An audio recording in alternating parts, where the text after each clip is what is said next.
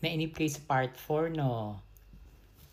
Medyo nagpahinga lang tayo, saka konting research. Actually, may gusto akong pasabugin kasi may dinagdag eh. Pero, wag na muna. So, ayun na nga na stop tayo dun sa... Ako kasi yung unang... Hindi ko alam kasi hindi ko naman nababasa sa iba na nagpo-post sila ng Sara Army. Ako yata siguro yung unang nagsabi ng Sara Army na yan. Ako kasi yung time na merong time na pumupunta pa ako ng ng mga sa Bilibid, yan, dumadalaw ako diyan. May pinupuntahan ako diyan, nag-i-interview ako diyan tungkol sa nangyari sa Tokhang kasi nung time na sinuportahan ko si Duterte 2016, pagkaupo niya, nag-Japan ako uli. Bumalik ako 2021 na. Nung nasa Japan ako, hindi ako social media, hindi ako nag-vlog. Concentrate ako sa trabaho kasi may sakit ng sinanay. Kaya nga namatay ang Madir ng 2020 eh. COVID that time, hindi ako nakauwi.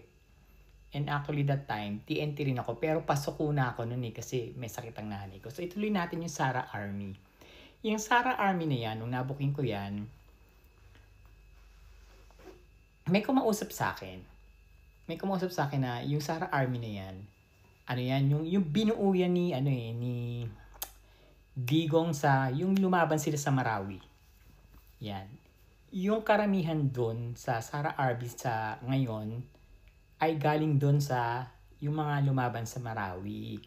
Yung intelligence funds ni Sara, diyan na pupunta.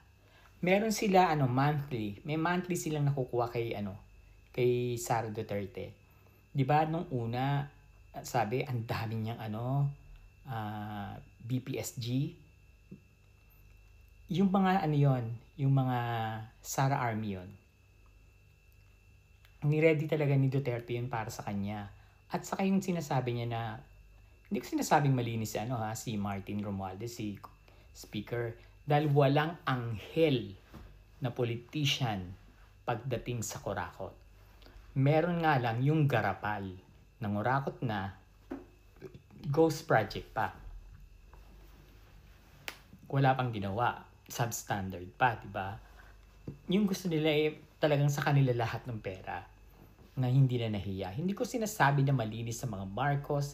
Pare-pareho yan. Pare-pareho silang may bahid lahat. Mas kayo mga Duterte, mas makasalanan pa nga kayo dahil pumapatay kayo ng tao eh. Yung Sara Army na yan, binuo yan talaga para para planuhin talaga itong planado to. Yung pagpapatalsik kay BBM. Totoo yun. Nabuking ni Speaker Martin yung gusto ni Gloria. Tapos kasama dyan sa plano si Chavit. Kung anong ginawa kay Erap, yun din ang gagawin. Yung ginagawa nila ngayon. Kaso nga lang, hindi na nga kasi uso. So, tapos na dakit pa yung tatay, nadala pa sa ICC. And hindi nila sinabi na nung time na lumindol, yun yung talagang eksaktong date na sasabihin na hindi maaprubahan ng interim release. Yun yung date na yun. Kaya sumbabog si Pulong. Ang unang plano dyan, pabababain lang ang presidente, manggugulo araw-araw hanggang sa mapagod ang presidente, mag-resign na siya.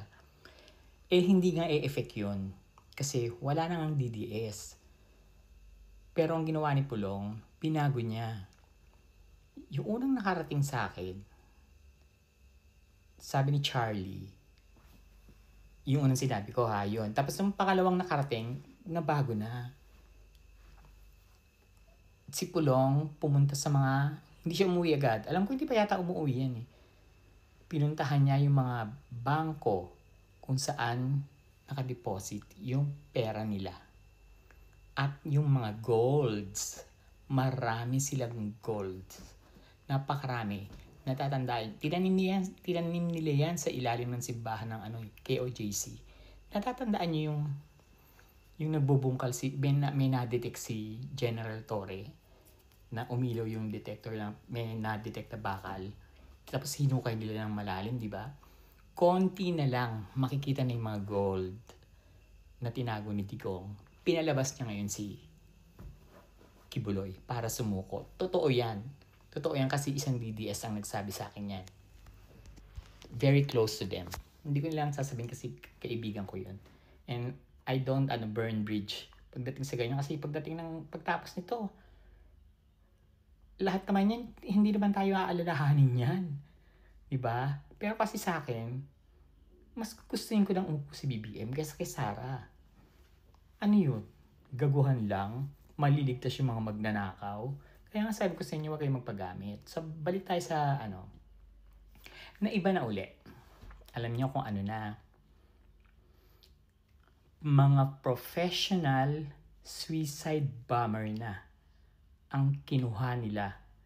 Yung mga kaibigan ng tatay nila. Kaibigan ni Duterte, yung mga ginagamit niya dati na nagsusunog. Yung mga nagsusunog ng lupa ng mga magsasaka pag nagla-land grabbing siya. Mga Muslim yun. Yun ang kinuha nila. Yun yung mga ready mamatay, wala silang pakialam. Basta sila pwede mo silang i-hire. Mamatay sila o mabuhay sila, wala silang pakialam basta may bayad. Professional na kinuha nila. Kaya dapat mag-iingat lagi at pag-ingatan lagi ng mga nagbabantay kay BBM na talagang yung security niya sa kanang niya ng pamilya niya. At maganda tong nag-iingay tayo kasi magiging malaking gulo to. Sobrang malaking gulo. At dapat mag-ingay tayo na ako nag-iingay ako talaga, wala akong pakialam kahit hinahanap nila ako. Kahit na ako lang yung vlogger na nag-iingay, na nag-booking sa kanila kasi naiintindihan ko lahat ng ka-BBM vloggers ko. Naiintindihan ko sila kasi nasa Pilipinas sila madali silang makita Diba? Ako nga, wala ako sa Pilipinas. Na-trace nila ako, diba? Pero hindi nila ako pwedeng galawin dito. Mapapahiya ka. Sarah, promise, and I'm, pag ako pinagalaw nyo, mapapahiya kayong dalawa. Ang nakakaloka kasi, ayan, nasa Pilipinas na naman siya. Hindi na naman siya nagtatrabaho.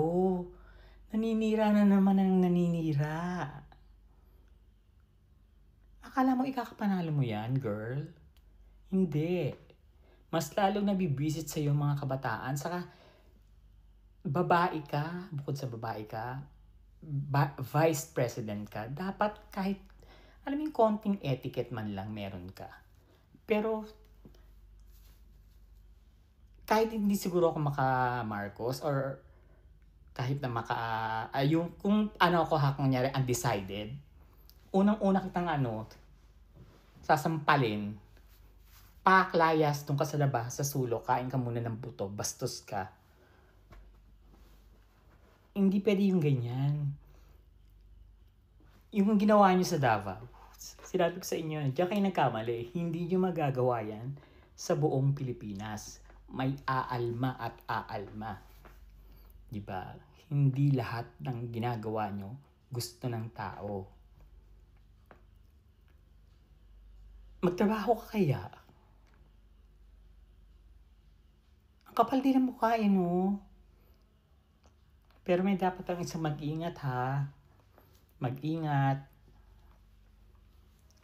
O siya, actually hindi siya part 4. Basta meron ng Sara Army, may death threat, patutumbahin pala ang presidente, buong Marcos. Tapos ngayon naglalabas na sila ng mga videos. Simula nang sinabi kong may plano silang itumba presidente, pinaglalabas na ng video na tatadta rin sa harap ng pamilya. Diba? Na mga Muslim yung mga taga-Davao data yun. Ewan. Buti na lang hindi ako taga doon. Thank you Lord. Hindi ko sila hindi ko sila kadugo. Ako, Sara Mau Halimaw, aw, tama na. Manahimik na kayo ni Pulong ng mga kapatid nyo. Pati mga pamangkin yung matataba na 116 franchise na 7-Eleven. Diyos ko, pwede ba yung maging president? Kita nyo, bakit yun hindi yung iharap? Si Kiko ang hinarap nyo. Di ba bata pa yon?